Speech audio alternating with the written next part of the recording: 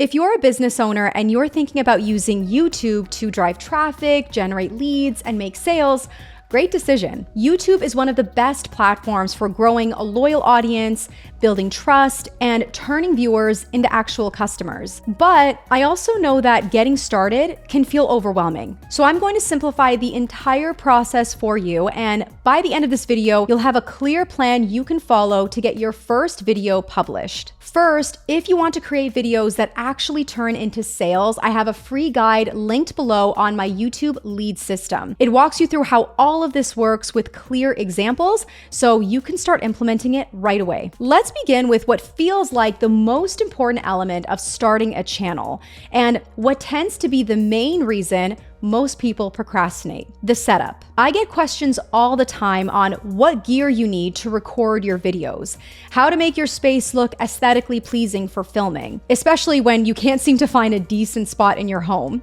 and what editing software you need. And I'm going to answer these by showing you the exact setup I had for almost 2 years of running my main channel. This is my old home office, which has now been converted into my son's room. So I got kicked out and I record in the basement now, but I digress. I used my smartphone for recording. You can see it being held up by the ring light here. I didn't even use the ring light for actual lighting. I just used it as a tripod. The lighting strictly came from my window, which to this day, I still prefer natural lighting over everything else. I had my cheap lavalier microphone, which was connected to my phone and clipped to my shirt, and I simply decluttered my background.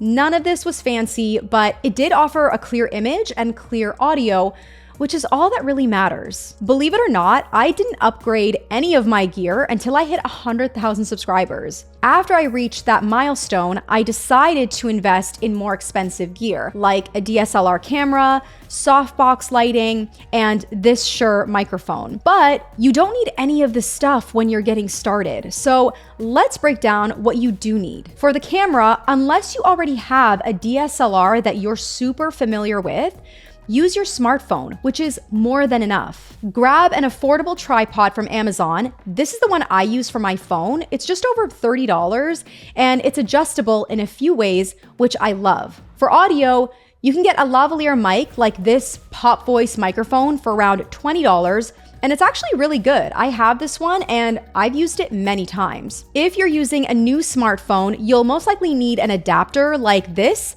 to connect from your phone to your lav mic. For lighting, a window. Seriously, just choose a spot in your home that has a window to get that natural light coming in. And your background doesn't need to be fancy. Just declutter it so it's not distracting to your viewers. This can be in your living room, kitchen, dining room, bedroom, a home office. It doesn't really matter where you film. Now, as for editing, I used iMovie to edit all my videos for the first 2 years of my channel because it came free with my Mac. So if you have a Mac, you can use that. But if you have a PC, you can use DaVinci Resolve, which has a free version available. And I've been told it's very beginner friendly and has everything you need. And you can simply watch free YouTube tutorials on whichever editing software you're using, which is exactly what I did to teach myself. Once you've decided on all your basic gear and software, the next question becomes, what do I actually record? This brings us to the next step, your topic.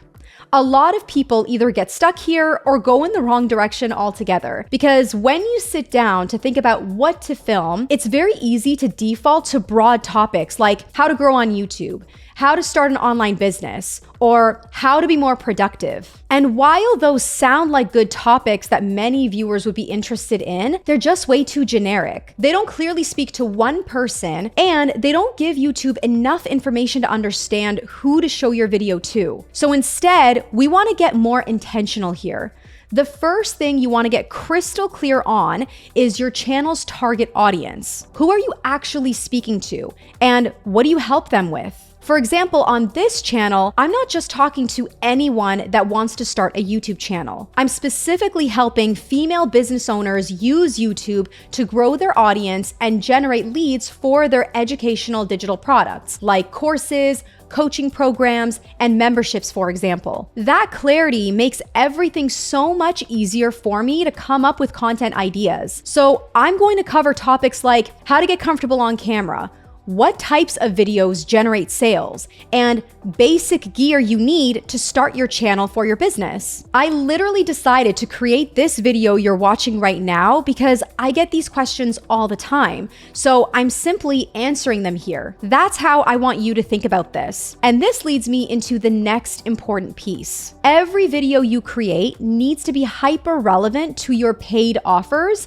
and your lead magnets, because the goal shouldn't just be to get more and more random views. It's to attract the right people who are eventually going to take the next step with you. For example, if you're a decluttering coach who helps busy working moms declutter their home one room at a time, you could create videos on how to declutter your master bedroom closet over a weekend, or how to organize and store your baby's clothes. So think about what your ideal customer is struggling with right now and what they would specifically type into YouTube to find the solution. And remember, I have a free guide linked for you down below called the YouTube Lead System. It breaks down exactly how to turn your ideal viewers into customers for your business, so make sure to grab that in the description box. Now, once you've decided on your topic, you're ready to put together the structure, which is basically creating the script for your video. There are two ways you can approach this, which I'll get into in a second, but regardless of which one you choose,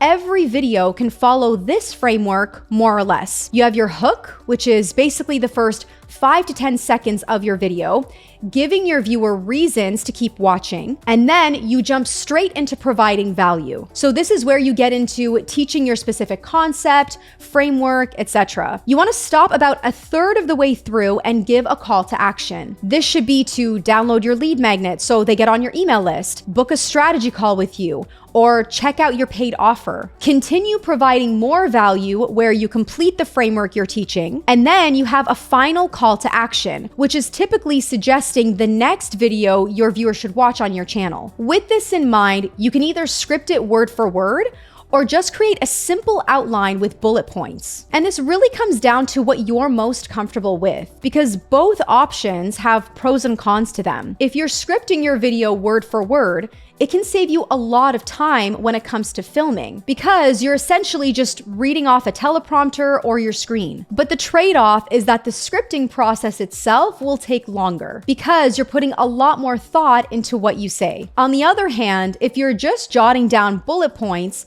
the planning process is much faster, but filming will most likely take longer because you'll need to think on the spot and expand on your ideas. When I first started my channel, I never scripted my videos word for word. I would just write out a few bullet points for every topic and improvise on the day of. And this is only because I was working full time while running my channel and I didn't have that much time to dedicate to scripting. But now I usually script my videos word for word, and it just works way better for me personally. I'm not good at improvising on the spot and I tend to ramble, so this method helps me avoid that. There's no right way to do this, but when you're just getting started, I recommend outlining your video rather than fully scripting to keep it simple. You can come up with around 3 to 5 main talking points you're going to teach inside your video, and then list 2 to 3 sub points under each one that you can expand on when you film. So let's use the closet decluttering video idea as an example.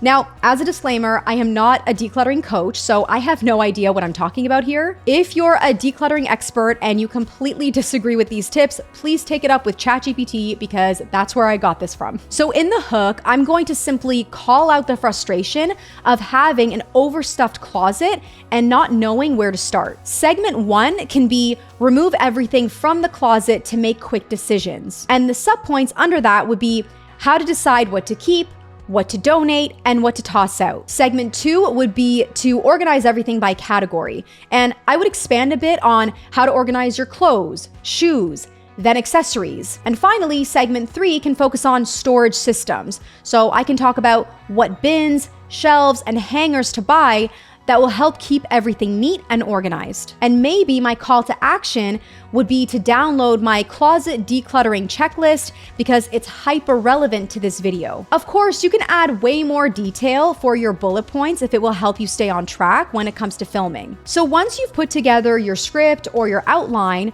you're ready to move on to production. So this is where you're going to film and edit your video. To be honest, this is the part that most people procrastinate on. They spend days and even weeks in planning mode, but never end up publishing anything because they get in their own heads. So let's make sure you don't fall into this trap. If you chose to script your video word for word, I highly recommend using a teleprompter, just like the one I'm literally using right now. It will make your life a whole lot easier, but it's obviously optional. So if you don't have one, you can just keep your script open on your computer off to the side and refer to it as you're recording. And this works whether you're using a full script or just an outline. Now, when it comes to speaking to the camera, this does not come naturally to most people. It doesn't for me anyway, and it's probably going to feel super awkward at first. You might feel stiff, you might forget what to say, you might overthink how you look or sound, and that's completely normal, so I just want to validate that first. What helped me a lot in the beginning was doing a few practice runs first. I would literally record my entire video once or twice, knowing I wasn't going to publish it. It was just to get my reps in,